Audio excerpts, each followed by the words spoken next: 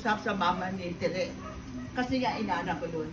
Kaya nung gabi na yun, kinausap ko pa mga member namin na dahil kami po ay magkakaroon ng Wake Bible Service. So yun po ang, kaya po kami narito. Ang puso po namin, maipahayag po sa iyo lahat ang katotohanan na mahal kayo ng Diyos. Kaya po, kayo tayo po ay ako'y humahampas tulad ng isang agos na kay bilis. Marami ang nabubuhay, marami rin namamatay. you are so much rich. Walang malita na uso ngayon. Kundi ang malita mo si Jesus. Ang laman, salita ng Diyos. Ang laman, pag-ibig ng Diyos. Ang laman, pagpapatawad ng Diyos. Kaya po mga mahal, mga teenager, ako po bilang mami media po tawagin ako mga pulis, mami. Sa kampo po, ako po life coach sa mga pulis. 7 years pa ako naglingkod sa kampo. At mahal-mahal po ako ng mga pulis. At tawag sa ako, mami. Mahal na mahal ko po mga bata. Kulang pa po niya yun, makapag-bless pa sa kanya. Bibo po yun eh. Pinasaya niya po yung nanay ko. Tapos po, kailangan ko po lang bumalik sa amin kasi meron po ako naging trabaho na dapat kong balikan. Okay naman po si nanay, masaya naman po kami. Pero, nag-feel ko na po na grabe na po ang pain niyang nararamdaman. Pinagdasal ko na lang po, kung hindi na po kaya, bahala ka na lang po, Lord. Gusto ko na po siyang kunin. Hindi na po ibigay sa inyo. Kasi nakikita ko po yung nanay ko na nahihirapan sa loob ng 7 araw ko sa kanyang pag-aalaga. Hirap na po siya. Kaya po ako, malaman ko pag yung nanay ko ay nawala na, hindi ko po malaman kung anong gagawin ko. May talon ako, may iyak ako. 3 araw po ako nag-iyak. Kasi po, Sabado yun eh. Hindi po kami mag-ibot ng asawa ko kasi Sabado, Linggo, ng opisina. Yung asawa ko po naman, sabi niya, Lunes na lang tayo alis. Ayun, kami na lang pong dalawang nag-decide. Yung anak namin, hindi naman pwede, financial problem. Kaya sabi ko po, kami na lang pupunta. Sabi ko sa asawa ko, samahan mo na niya ako hanggang sa pagbiyahe, ka Manila, hanggang sa Aklan. Kaya thank you po kay Papa. Ngayon po, yung araw na lang po si nanay, mawawala na. Hindi po siya makikita. Pero nagpapasalamat po ako sa mga kapatid ko. Ginagawa po nila lahat para bigyan ko si nanay ng magandang dito sa bahay ng kapatid ko si Gandhi. Lahat ng mga financial, ni ID, ni Ate IB, ni Gandhi. Ako po, yung magagawa ko lang po yung asikaso, pag-intindi ng mga kamag-anak. Yun lang po yung share ko kay nanay kasi financial problem din po kami. Hindi po kami sapat. Marami po kami kailangan gagastusan. Ngayon po yung anak ko si Patrick. Sabi ko nga, hindi na kami maka-attend ng graduation niya. Si mami niya na lang. Kasi yung anak ko bunso, gagraduate din siya. Ganun na lang po. Kaya sabi ko sa mga kapatid ko, siguro pagkalibing, 2 araw, mabalik na kami kasi si Randy kailangan sa trabaho niya. Ganun lang po. Ipipray ko na lang pang nanay ko araw-araw. Itignan ko na lang yung picture. Naghingi akong kay Tarpulin, kay Maria Teresa. Na tinitingnan ko na lang po yung mukha ng nanay ko na napakaganda, nakakiti. Kaya po, masaya na po ako kasi nasa piling na po siya nito. Amen. Yun lang po. May pa... Hindi ako mo po na magbigay. Naalala ko lang si nanay, no, nung simula pa nung pagkabata kasi ako yung bunso. So, napakabait ni nanay, no, pagmahal at isang nanay na pantay-pantay yung kanyang pagmamahal. So, alam po namin yun kasi pag halimbawa may mga anak na mayroong problem kasi nasa buhay yan, hindi talaga maiwasan. So, si nanay, nag-worry talaga. So, maski hindi pa niya sabihin sa amin, alam ko na talagang gusto niya na lahat ng mga anak niya ay nasa mabuting kalagayan. So lagi siya nagpe-pray na, Lord, sabi niya, i-guide yung mga anak ko. Tapos si nanay mapagmahal, no? Hindi lang sa amin na kanyang mga anak, kundi sa mga kapatid, Totoo yan. mga kaibigan niya, mga apo niya. Yun, yung ganun siya. Kumbaga, napakabuti na kanyang puso. Amen. I agree. Kaya, nalungkot kami nung nalaman namin na ganun. Kasi actually, sudden din sa amin, no, na hindi namin expect, hindi namin prepare talaga na mawala siya. Pero yun na nga, pag si Lord na talaga ang nagsabi at gumawa na tama na, nahirapan na siya, at si nanay naman is sinurrender niya ang kanyang life, no? So, si nanay nga nung nasa Manila siya, nag-worry siya sa kapatid niya, kaya nung nalaman na yung pamangkin niya ay may sakit.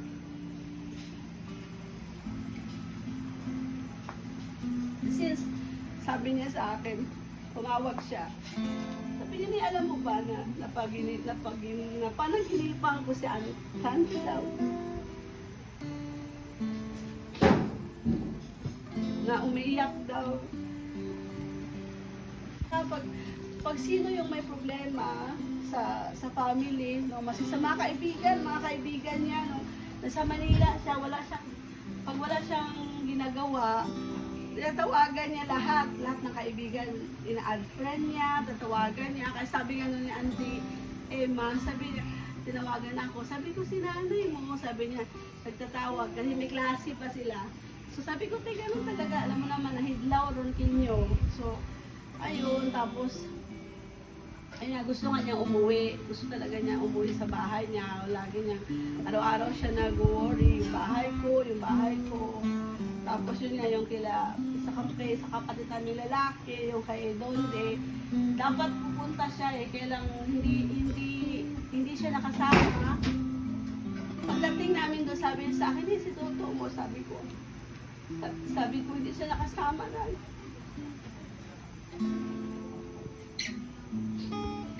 Sabi niya, okay lang yan, sabi niya. Sorry. Okay lang yan kasi alam ko naman na may ginagawa siya. Tapos, nung sabi ni Donde, nag-uusap naman sila sa phone. Sabi niya, pasensya, hindi ako nakapunta dyan kasi may kailangan talaga. Tapos ayun, sabi niya, matulong lang kami na Ate Girlie daw. Kaya, tuwa siya nung sila ate nag-help. Ate Girlie nagtulong. So, kumbaga sabi niya, okay na ako, okay lang kahit hindi ko maano si kuya mo, sabi niya. So, actually hindi namin na-expect kasi by May 9, dapat babalik pa kami doon. So, hindi kami nakabalik. Tapos sabi ni Donde, sabi niya, kailan ka na aalis? Kasi okay na ako, pupunta na ako, ready na. Tapos ayun nga na, ang bilis pa. So, sabi na lang niya na, iuwi na lang si nanay kasi hindi ko siya nakita. Dito na lang siya sa amin. Sabi niya, mag-serve na lang ako sa kanya sa huling sandali. Dito pa siya sa mundo. So ayun, happy lang ako kasi nga, si nanay, in-accept din niya yung ating Panginoon bago siya nawala kasi si Ate Ivy, lagi siya pinipray. Tapos, alam mo yung kanyang kabaskog ba, kanyang lakas, lagi si Ate Ivy. Kasi pag dyan si Ate Ivy, tapos pinipray siya na in Jesus name. Alam mo kasi si nanay is nervyosa ba, takot siya, pero pag nandyan si Ate Ivy, nako-comfort ba siya, kumbaga lumalaban siya pag nandyan, tapos hindi siya takot. So kaya nung umalis nga si ate, may pinuntahan, doon siya nagpapanik na siya. Yun yung dinala siya sa ospital, kasi nahanap siya si Ate Ivy. Yun na yun, pagbalik niya sa ospital, tuloy-tuloy na. So kami rin nabigla, no? So gayon, sana alalahanin natin, no, yung kabutihan ni nanay, no, na hindi talaga siya nagadumot, hindi siya dumot ng galit. Tapos iniisip niya yung yung love, no? Maski kaibigan niya, kakilala niya. So, ayun, at sa mga kamag-anak, sa mga kaibigan ni nanay, salamat, no, na talagang pumunta kayo dito, nag-effort kayo para sa huling sandali ng kanya pamamalagi dito sa mundo. So, sana maging inspiration, no, ang life ni nanay. Yeah. So, thank you sa tanggapin po sa lahat. Ako po ang panganay na apo ni nanay. So, si nanay po ay nakasama ko simula. Hindi siya kasi talaga nag-alaga sa akin. So, mas close ako kay nanay kesa kay mama. So, sorry guys, naiyak ako kasi hindi ako malungkot. Naiyak lang ako kasi natatouch ako kay nanay. Kasi nakita ko si nanay kung paano siya maging malakas hanggang sa paano siya kinuha ni Lord. No? Naalala ko dati, dalawa lang kami sa bahay. Nilulutuan pa niya ako, gising na maaga, para samahan ko siya. Pero nung si nanay nga ay na-ICU nung 2023, sabi ko nun kay mama, uwi ka ako uwi ako, pamantayan ko si nanay, hanggang si nanay ay makalakad mo. So sabi ko kay mama, syempre naiiwan siya mag-isa sa bahay. Sabi ko, hindi ako kampante na naiiwan si nanay sa bahay. So nag-decide kami na kunin si nanay sa Manila. So yung 2023, ngayon 2026, so napaka-grateful po ng family namin na yung pag-ICU ni nanay, miracle po talaga yun. Nabinigyan pa niya kami ng 3 years para alagaan si nanay, para ipakita sa kanya na love namin si nanay. Si nanay po ay ngayong taon, hindi namin in-expect na magkakaroon siya ng sakit. Kasi ang alam lang namin is meron siyang heart hypertensive. So every time na gusto niya umuwi dito, kami ni mama, natatakot kami i-risk siya kasi anytime ang BP niya ay bumababa, tumataas, yung heart rate niya bumababa, tumataas.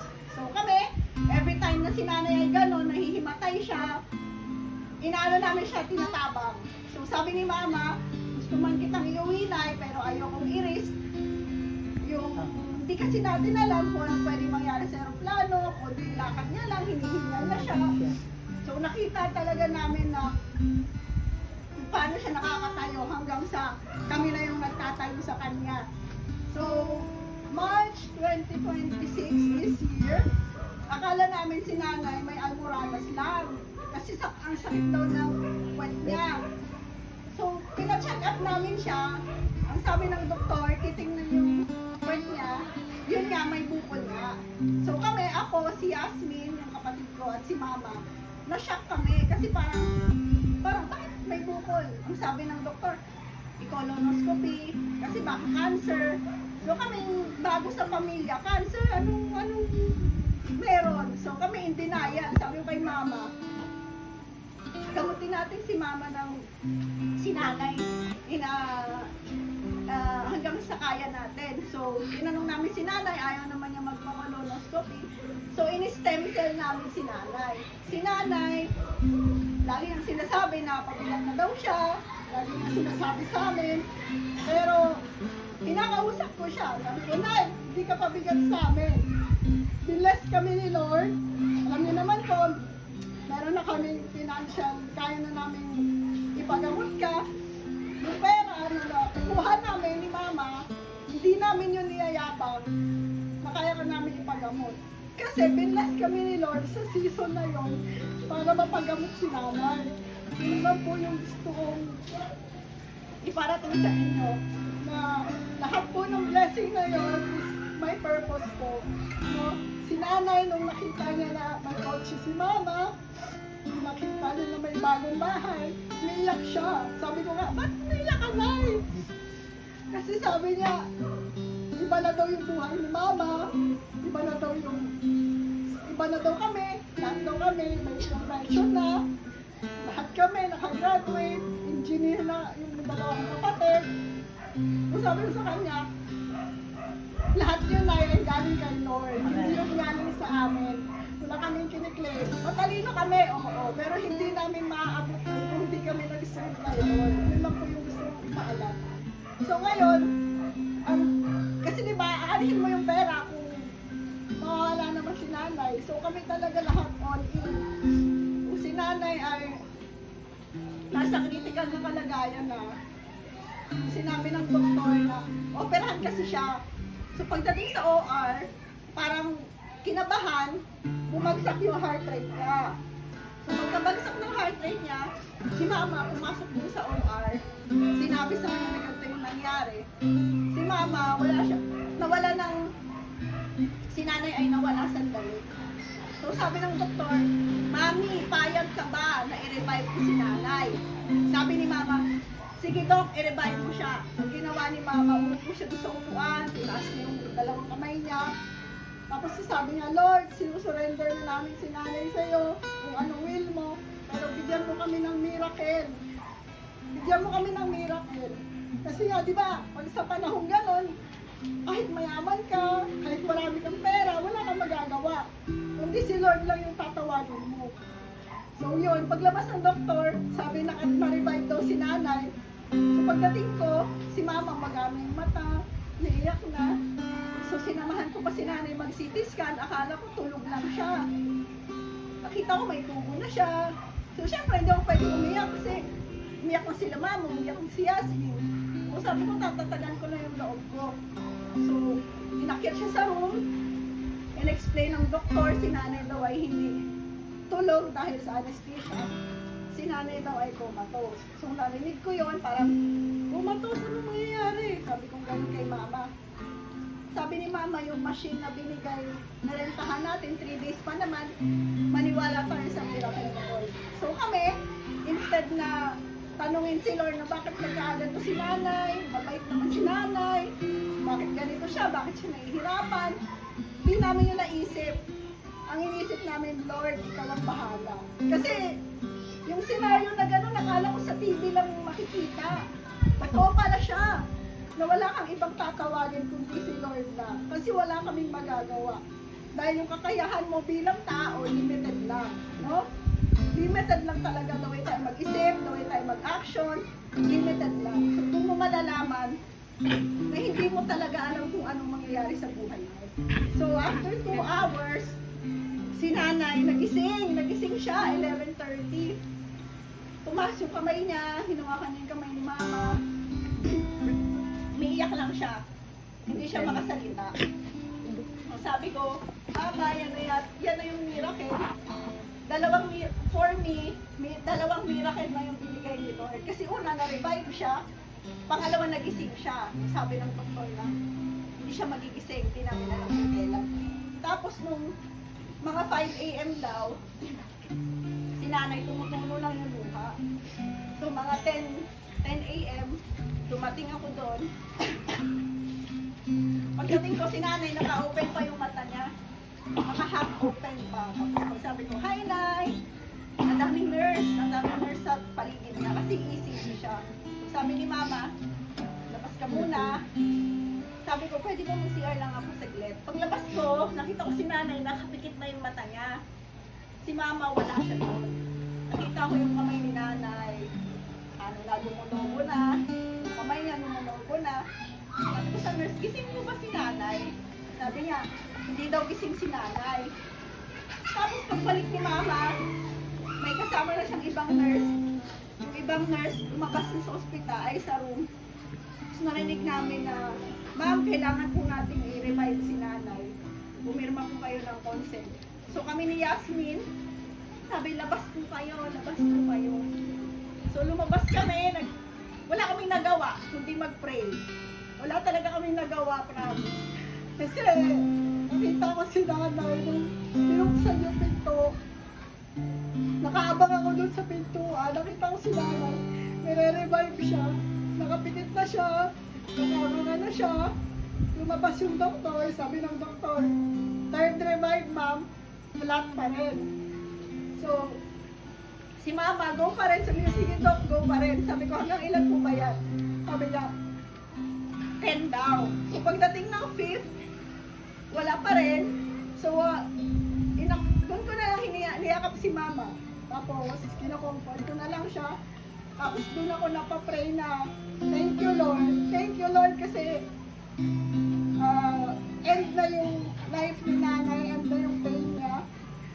Kasi imbis na mag-regret kami, imbis na tanongin ko si Lord kung bakit ganun yung nangyari, magpapasalamat na lang ako kasi yung 3 years na yon, bonus yun, at bago siya kunin ni Lord, nahirapan siya, inalagaan namin siya.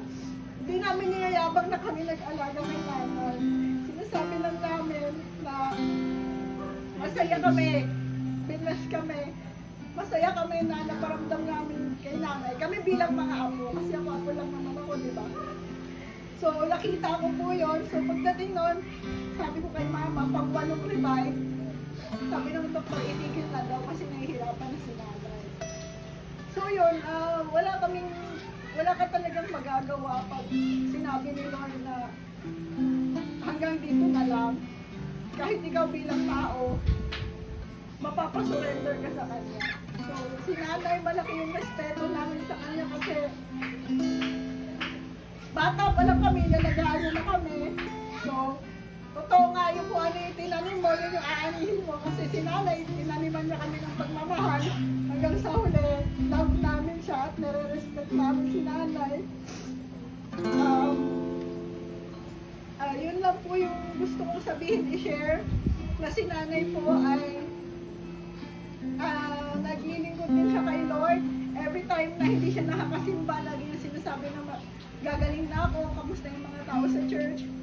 Yun po yung ano namin. Si mama, nakita ko po kung gaano siya na-stress, kung gaano siya naghihirap, hindi siya nagreklamo. Pero yung sa loob po na 3 months na yun, nung nalaman ko na may sakit si nanay, unti-unti ko na pong tinanggap. Kasi, kaysa mahirapan kami, at mas mahirapan siya, kailangan po namin i-accept. So yun, maraming salamat po sa lahat ng pumunta kay nanay. Natutuwa po ako na maraming nag-aalala sa kanya. Na hanggang sa huli, naka-present po kayo. At ito po ay testimony ng hindi lang buhay namin, at pati rin po buhay ni nanay. So, yun, maraming salamat po. I pray na bless din kayo ni Lord na lahat po ito ay hindi masasayang. Ayun po, maraming salamat po. Kasama namin, ramdam mo yung bilang isang ina sa kanya at pagmamahal ng mga apo niya. Ayun lang, hindi ko nahabaan. Magpasalamat ako sa inyo, lahat dito, sa pagpunta sa Boro ni Nanay. Salamat.